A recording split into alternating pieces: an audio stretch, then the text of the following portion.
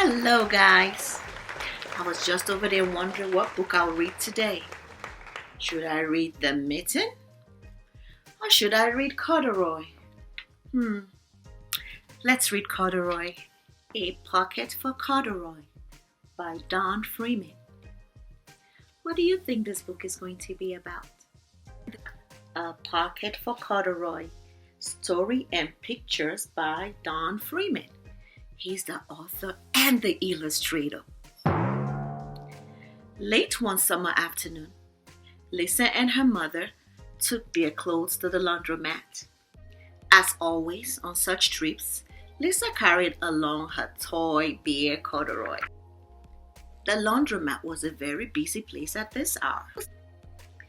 Now, Corduroy, you sit right here and wait for me, Lisa said. I'm going to help out with our wash. Corduroy waited patiently. Then he suddenly perked up his ears. Lisa's mother was saying, Be sure to take everything out of your pockets, dear. You don't want your precious things to get all wet and soapy. What does precious mean? Precious means something you really care about. Another word for precious is dear, priceless, precious. Pockets? Said Corduroy to himself.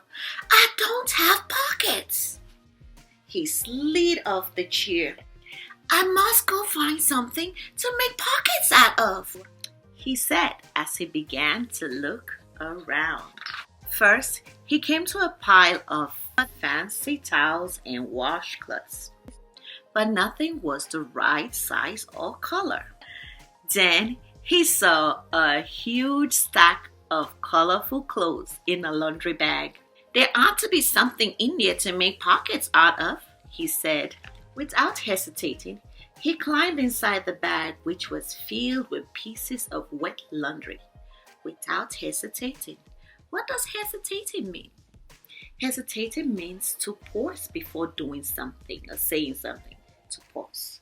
That means without him pausing, he climbed into the bag. The dampness didn't bother Corduroy in the least. This must be a cave, he said, sighing happily. I've always wanted to live in a dark, cool cave. When the time came for Lisa to fetch her beer, he was gone. Fetch. What does fetch mean? Fetch means to get.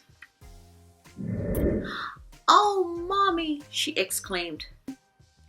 Corduroy isn't here where I left him. I'm sorry, honey, said her mother, but the laundromat will be closing soon, and we must be getting home. Lisa was reluctant to leave Corduroy, but her mother insisted. Reluctant? What does reluctant mean? That means she didn't want to. Insist? What does insist mean?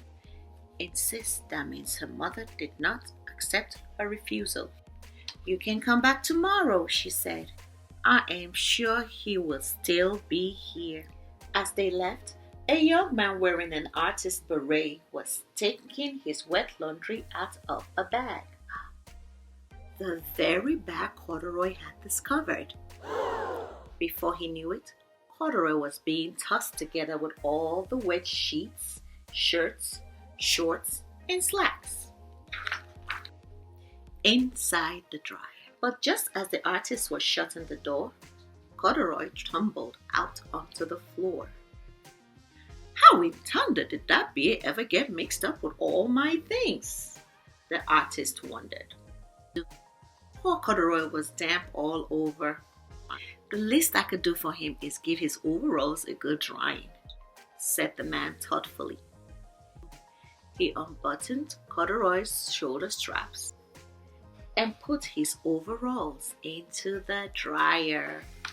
Corduroy grew dizzy as he watched the clothes spinning around, but the artist became inspired. What's inspired? Inspired, that means to be encouraged or excited by something. This will make a wonderful painting, he said, as he took his sketch pad out of his pocket and began drawing the swirling colors. I can hardly wait to get back to my studio. Finally, the dryer stopped whirling and the man gathered up the clothes. Then he had Corduroy put on his warm, dry overalls. All at once, the manager of the laundromat called, "Closing time, everyone out." Corduroy was gently placed on top of the washing machine. "I wonder who that bear belongs to," said the artist as he was leaving. "Seems to me that he should have his name someplace. He's too fine a fellow to be lost." As soon as the lights were off, Corduroy began to search again. What was he searching for? Something to make a pocket. You remember. All right, let's continue. He was surprised to see something white glowing in the dark. "Maybe it's snow," he said excitedly. "I've always wanted to play in snow." He accidentally tipped over the open-lidded box, and suddenly he was covered in soft, slippery snowflakes. Gradually, Corduroy began to slip and slide. Do you think he's having fun? "Oh, what fun," he said with a smile. "I've always wanted to ski down a steep mountainside." He landed pow first in an empty laundry basket. "This must be a cage," he said, peeking through the bars. "I've never wanted to live in a cage like a bear in a zoo." But by now, Corduroy felt drowsy. That's sleepy, drowsy.